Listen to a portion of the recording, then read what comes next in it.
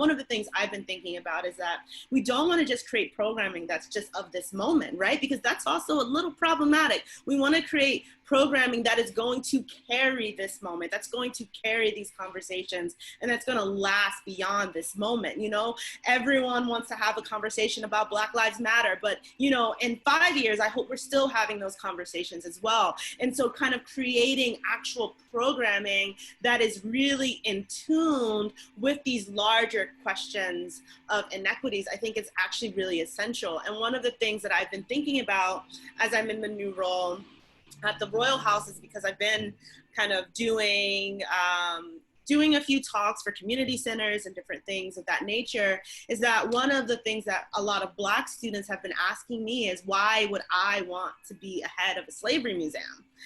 And that question has been a little shocking to me, but it's actually a really important question, because it's also how do we talk about these histories in a way that also feels empowering to students and young people who have to learn about it. And so I think that there's been a way of like amplifying and highlighting for me that I think is really essential to the mission, is not only do we talk about this history, but it's important because we're memorializing this history, right? This is not a museum where you come and you just talk about slavery and then you feel better because it was in the 18th century, and that's not happening today.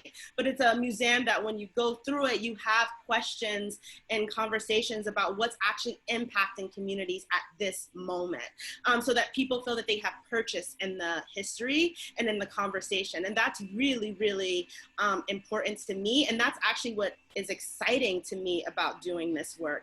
It's making that connection. And for me to come into a space and say that, you know, we know very little about the lives of enslaved people. So to have a site in which we know that people, you know, once moved and lived and resisted is actually a part of, you know, preserving history and saying that this is important for these reasons. And I think a lot of sites have to do the work when they don't know as much as they would like, is to think about how they can be creative in telling these stories. How do you talk about the stories of people that you know very little information about, right? That also takes a type of rigor and commitment. And I think if, you know, sites are committed to that, you have really amazing conversations that can come out of it.